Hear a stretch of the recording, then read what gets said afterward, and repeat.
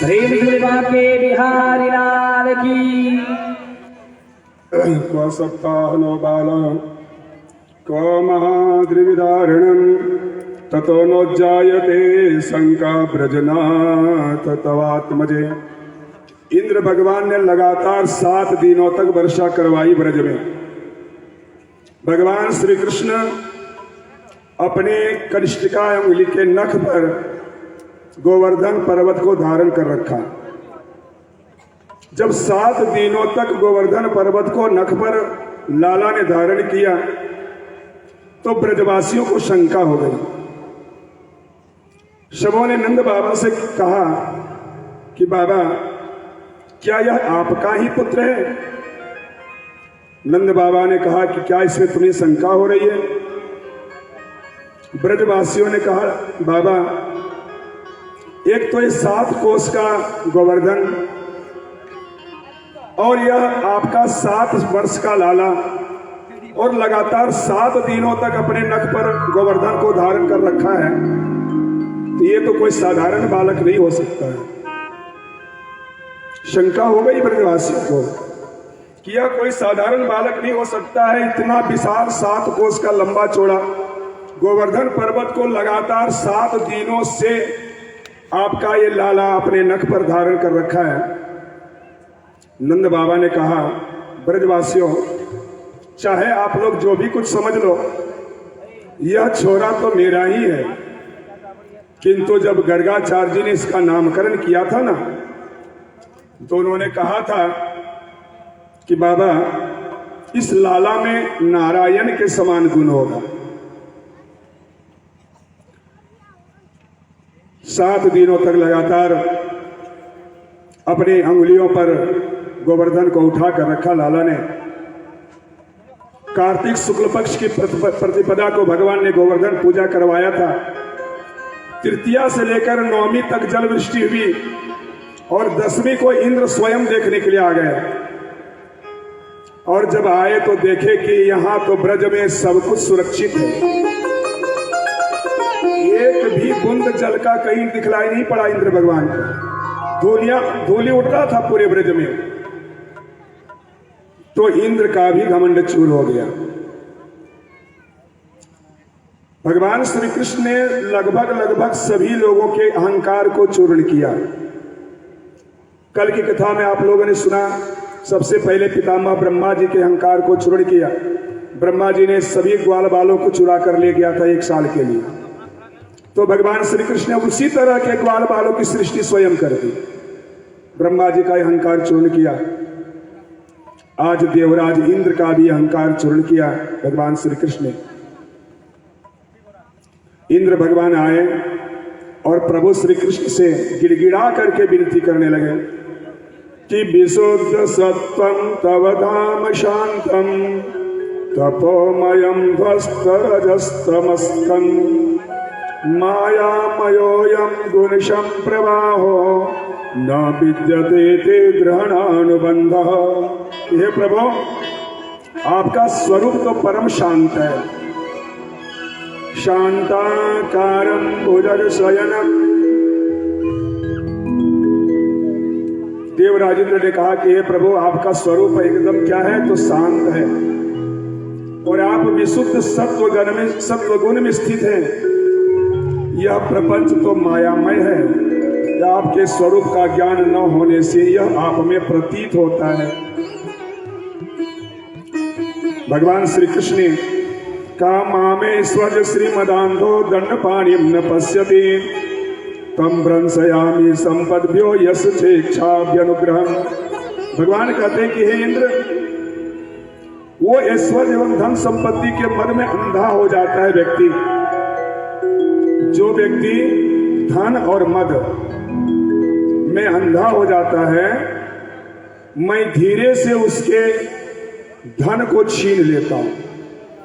चाहे वो धन बल हो, जनबल हो, विद्या बल हो या बाहुबल हो। मनुष्य को कभी भी अहंकार नहीं करना चाहिए, क्योंकि अहंकार जो होता है वो भगवान का आहार होता है, भोजन होता है। देवराजेंद्र को अहंकार हुआ। भगवान श्री कृष्ण ने उनके भी अहंकार को चूर्ण किया। मैं जिस पर कृपा करता हूं उसके ऐश्वर्य को ही पहले छीन लेता हूं। भगवान श्री कृष्ण ने इंद्र से कहा कि मेरी कृपा जिस पर होती है उसके ऐश्वर्य को ही पहले मैं छीन लेता हूं।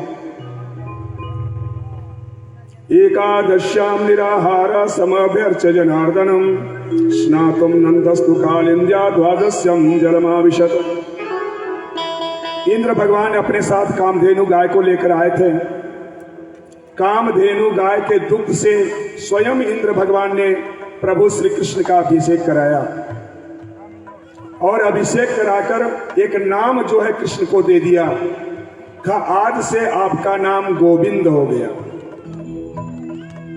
भगवान श्री कृष्ण का गोविंद नाम सबसे प्यारा है और वह गोविंद नाम देने वाले देवराज इंद्र ही हैं। और गोविंद नाम दे करके देवराज इंद्र प्रस्थान कर गए।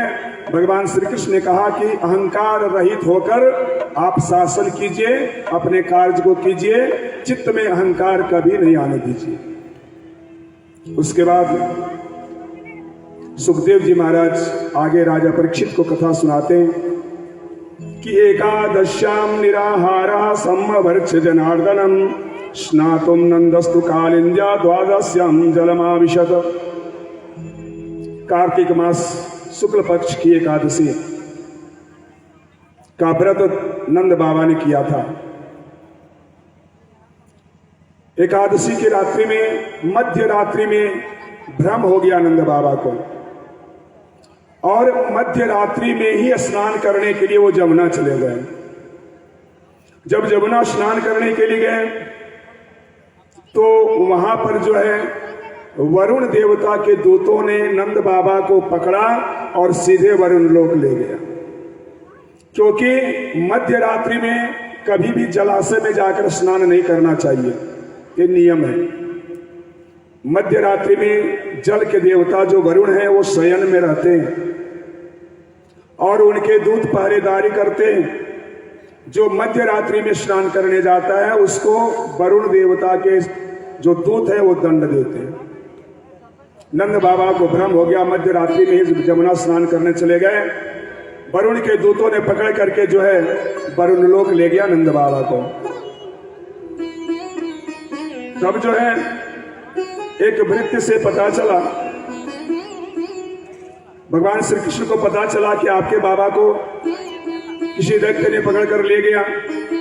तो भगवान श्री कृष्ण छलांग लगा दिए जमुना में और सीधे वरुण लोक चले गए।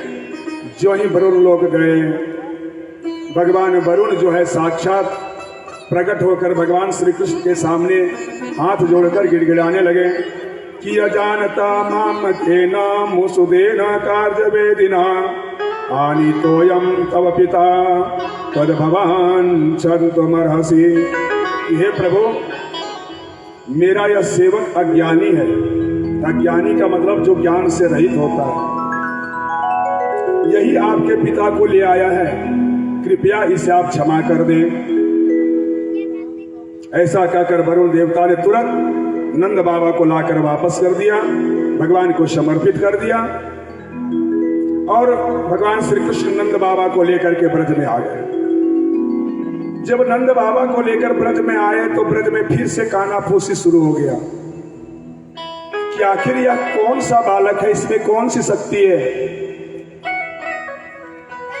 जिस शक्ति के द्वारा इसने अपने बाबा को जीवित वरुण लोक से वापस ले आया। और वहां के लोगों को शंका होने लगी भगवान श्री कृष्ण के लीला पर। ब्रजवासियों ने कहा, भैया तू अगर भगवान है तो भगवान बना रहा, लेकिन एक बार तुम अपने लोक वैकुंठ का दर्शन हम सबों को करा दो। भगवान ने कहा, ते तो ब्रह्मदम नीता मग्ना कृष्णेन योधृता दद्रसुर ब्रह्मणो लोकम यत्रा कुरो व्यध्यागात्। भगवान श्री कृष्ण ने विचार किया कि इन ब्रजवासियों की इच्छा अगर मैं पूर्ति नहीं करता हूं तो मेरे प्रति इनकी जो भावना है वो मलिन हो जाएगी। इसलिए भगवान श्री कृष्ण ने कहा कि वैकुंठ का अगर दर्शन करना है तो ब्रह्मकुंड में छलांग लगाओ।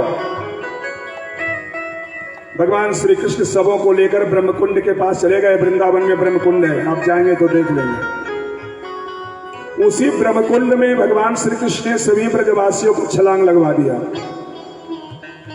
और जैसे ब्रजवासियों ने ब्रह्मकुंड में छलांग लगाई, तुरंत पलक झपकते सभी लोग वैकुंठ में चले गए।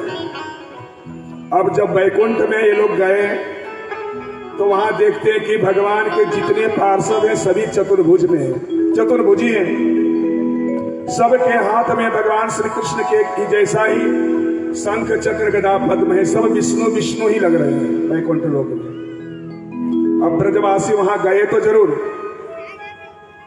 लेकिन ब्रजवासियों ने हरि शरणम श्री राम करना जब शुरू कर दिया वैकुंठ में, तो भगवान के जितने पार्षद थे सबों ने कहा चुप, यहां हल्ला गुल्ला नहीं करना है वैकुंठ में। सभी ब्रजवासियों ने कहा पार्षदों से कि एक बार मेरे लाला का दर्शन करा दो। तो वहां जितने भी पार्षद लोग लगे हुए थे उन्होंने कहा कि वहां प्रवेश निषेध है, कोई नहीं जा सकते। वहां ब्रजवासियों ने देखा कि भगवान जो है शेष सज्जा पर शयन किए हुए हैं, महारानी लक्ष्मी चरण दबा रही है और सभी लोग चवर डुला रहे हैं। लाख प्रयास करने के बाद भी ब्रजवासियों को दर्शन नहीं हुआ भगवान का। अब ब्रजवासी बकाने लगे कि इससे अच्छा तो हम ब्रज में ही थे, जहां प्रतिदिन भगवान का दर्शन होता था, उनके साथ खाते थे, खेलते थे, सब कुछ करते थे। और ये वैकुंठ में जब हम लोग आ गए तो यहां तो उनका दर्शन होना ही मुश्किल हो गया। फिर ब्रजवासियों ने निवेदन किया, विनती की